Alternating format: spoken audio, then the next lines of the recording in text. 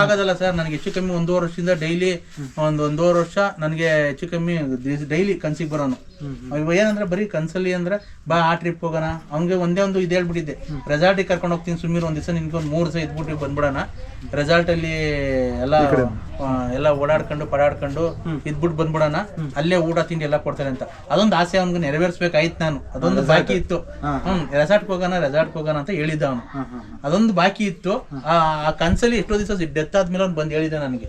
ಅದೇ ಕನ್ಸಲ್ಲಿ ಬಂದು ಬಾ ಮರಿ ರೆಸಾರ್ಟ್ಗೆ ಹೋಗೋಣ, ರೆಸಾರ್ಟಿಗೆ ಕರ್ಕೊಂಡು ಹೋಗಲ್ವಾ, ನಾನು 1200 ರೂಪಾಯಿ ಹೊಂಚ್ಕೊಂಡಿದ್ದೀನಿ, ಮಿಕ್ಕಿದೆಲ್ಲ ನೀನ್ ಹಾಕೋ ನನ್ನ ಹತ್ರ ಇಲ್ಲ, ರೆಸಾರ್ಟಿಗೆ ಕರ್ಕೊಂಡು ಹೋಗಲ್ವ ಅಂತ ಎಷ್ಟೋ ಸರಿ ಕನ್ಸಿಗೆ ಬಂದಿದ್ದಾನೆ. ಸರ್ ನಿಮ್ಗೆ ಅವ್ರದ್ದು ಕೊನೆ ಬಾರಿ ತೀರೋಗಿದ್ದಾರೆ ಅಂತ ಯಾವಾಗ ಗೊತ್ತಾಯ್ತು? ಆ ವಿಷಯ ಕೇಳಿದಾಗ ನಿಮ್ಗೆ ಏನ್ ಅನ್ನಿಸ್ತು? ಏನ್ ಸರ್, ನಮ್ಮ ಮನೇಲಿ ಎಲ್ಲಾರು ಓದ್ತಿದ್ದಾರೆ, ನಮ್ಮ ವೈಫ್ ಅಲ್ಲ, ನಿಮ್ಗೆ ವಿಷಯ ಹೆಂಗ್ ಗೊತ್ತಾಯ್ತು ಫಸ್ಟ್? ನಮ್ಗೆ ಅವರು ಕಾಲ್ ಬಂತು ಸರ್ ಊರಿಂದ, ಹಿಂಗ್ ಡೆತ್ ಆದ್ರು ನರಸಿಂಹಣ್ಣ ಆಸ್ಪತ್ರೆಯಲ್ಲಿ ಇದಾದ್ರು ಅಂತ.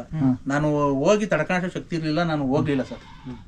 ಯಾಕತ್ತ ಹೋಗಿ ಅಲ್ಲಿ ಅಂದ್ರೆ ನಂದು ಒಂದು ಸ್ನೇಹ ಹಂಗಿತ್ತು, ಹಾಗಾಗಿ ನಾನು ನೋಡಿ ತಡ್ಕೊಳ್ಳೋಷ್ಟು ಶಕ್ತಿ ಇರ್ಲಿಲ್ಲ, ಹಾಗಾಗಿ ನಾನು ಹೋಗ್ಲಿಲ್ಲ ಸರ್. ಇವತ್ತರವ್ರ ಮನೆ ತಕ್ಕ ಹೋಗೂ ಇಲ್ಲ, ನಾನು ಹೋಗೋದು ಇಲ್ಲ ಸರ್. ಕಾರಣ ಅಂದ್ರೆ ಏನ್ ಹೋಗ್ಬೇಕಾಯ್ತು, ನಂದು ಅವ್ರ ಫ್ರೆಂಡ್ಶಿಪ್ ಹಂಗಿತ್ತು, ಅವನಿಗೋಸ್ಕರ ಹೋಗಿದ್ದೆ ಹೊರತು ಅವ್ರ ಮಿಸಸ್ ಆಗ್ಲಿ ಮಗ ಆಗ್ಲಿ ಅವರೆಲ್ಲ ಮಾತಾಡಿಸ್ತಾರೆ, ಇವತ್ತು ಸಿಗ್ತಾರೆ ಮಾತಾಡಿಸ್ತಾರೆ. ನಾವೆಷ್ಟೇ ಅದ್ರ ಬಗ್ಗೆ ಬೇರೆ ಬಗ್ಗೆ ಮಾತಾಡಿಲ್ಲ ನಾನು. ಆಗ ಎಲ್ಲಾನ ಸಿಕ್ಕಿದಾಗ ಮಾತಾಡಿಸ್ತಾರೆ, ಮಗನೂ ಮಾತಾಡಿಸ್ತಾರೆ, ಅದ್ರ ಬಗ್ಗೆ ಮಾತಾಡ್ತೀನಿ ಸರ್. ನಾನು ಹೋಗಿಲ್ಲ ಒಟ್ನಾಗ.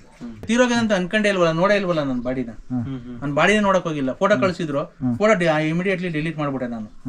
ನಾನು ಅದನ್ನ ಮನ್ಸಿಗೆ ತಗೊಳಕ್ ಹೋಗಿಲ್ಲ ನಾನು. ಅವನೇ ಅನ್ಕೊಂತೀನಿ, ನನಗೆ ಬೇಜಾರಾಯ್ತಾ, ನೆನಪದಾಗೆಲ್ಲ ಏನ್ ಮಾಡ್ತೀರಾ? ನಾವು ಆಡಿ ಹಾಕೋಣ ಅಂತ ಕೇಳ್ತೀನಿ. ಫೋನ್ ಮಾಡಿದ್ರು 7:15 7:30 ಫೋನ್ ಬಂತು. ಫೋನ್ ಬಂತು ನರಸಿಂಹದ ನಾನೆಲ್ಲ ನನಗೆ ಯಾರೋ ಪ್ರ್ಯಾಂಕ್ ಮಾಡ್ತಾರೆ ಅನ್ಕೊಂಡು ಹೇಳಪ್ಪ ಅಂತ ಅಂದೆ. ನರಸಿಂಹದ ಸದ್ನ ಕಾರಣ ಅಂತ ಅಂದ್ರು. ಇಲ್ಲ ಹೇಳ್ರಲ್ಲ, ಬೆಳಗ್ಗೆ ಇದ್ನು ಈಗ ಇದ್ದಿದ್ದೀನಿ, ಏನ್ ತಲೆ ತಿಂತಿದ್ದೀರಾ ಅಂತ ಅಂದೆ. ಇಲ್ಲ ಕಾರಣ ಹಿಂಗ ಆಯ್ತು ಅಂತ ಹೇಳಿ ಫೋಟೋ ಕಳ್ಸಿದ್ರು. ಅಷ್ಟೇ ನಾನು ಇದ್ ಮಾಡಿದೆ. ನಮ್ಮ ಮನೇಲಿ ಎಲ್ಲಾರು ಪ್ರತಿಯೊಬ್ರು ಹತ್ರು, ನಾವೇನೋ ತಿರ್ಗಾ ಹೋಗ್ಲಿಲ್ಲ, ಏನಿಲ್ಲ. ನಮ್ಮ ಫ್ರೆಂಡ್ಸ್ ಹೋಗಿದ್ರು, ಹೋಗಿ ಮಣ್ಣು ಮಾಡ್ಬಿಟ್ಟು ಬಂದ್ರು, ನಾನು ಹೋಗ್ಲಿಲ್ಲ ಸರ್. ಆಸ್ಪತ್ರೆಗೆ ಹೋಗಕ್ಕಿಂತ ಮುಂಚೆ ಸರ್, ಡೆತ್ ಆಗಕ್ಕಿಂತ ಮುಂಚೆ 2 days ಮುಂಚೆ ಬಂದು ಸಿಕ್ಕಿದ್ರು ಸರ್. ಮನೆ ಹತ್ರ ಬರೋರು, ಬಂದೇ ಬರೋ. ಇಲ್ಲ ನನಗೆ ಬೇಜಾರಾದ್ರೆ ನಾನು ಅಲ್ಲಿ ಹೋಗಿವೆ, ಅವ್ರಿಗೆ ಏನಾರ ಬೇಜಾರಾಯ್ತು ಅಂದ್ರೆ ಇಲ್ಲೇ ಬರೋರು, ಇಲ್ಲೆಲ್ಲ ಕೇಳಿ ಇಲ್ಲಿ ಇರೋರ್ನೆಲ್ಲ ಇಲ್ಲೇ ಬಂದು ಕೂತ್ಕೊಂಡು ಬೆಳಗ್ಗೆ ಬಂದ್ಬಿಟ್ರೆ ಇಲ್ಲೇ ಊಟ, ಇಲ್ಲೇ ತಿಂಡಿ, ಇಲ್ಲೇ ಎಲ್ಲ ಇದ್ದು ಸಾಯಂಕಾಲ ಸಂಜೆ ಆದ್ಮೇಲೆ ಅವ್ರಿಗೆ ಕಣ್ಣು ಕಾಣಿಸ್ತಿರ್ಲಿಲ್ವಲ್ಲ, ಹೇಳ್ತಾರಲ್ಲ ಫೋನ್ ನಂಬರ್ ಅವ್ನಿಗೆ ಹೆಂಗೆ ಇದ್ ಮಾಡ್ತಿದ್ದ, ಅವ್ನಿಗೆ ಕಣ್ಣು ಸಣ್ಣಕ್ಷರ ಕಾಣಿಸ್ತಿರ್ಲಿಲ್ಲ, ಮೊಬೈಲಲ್ಲಿ ಸಣ್ಣಕ್ಷರ ಯಾವ್ದೇ ಕಣ್ಣಿಗೂ ಕಾಣಿಸ್ತಿರ್ಲಿಲ್ಲ.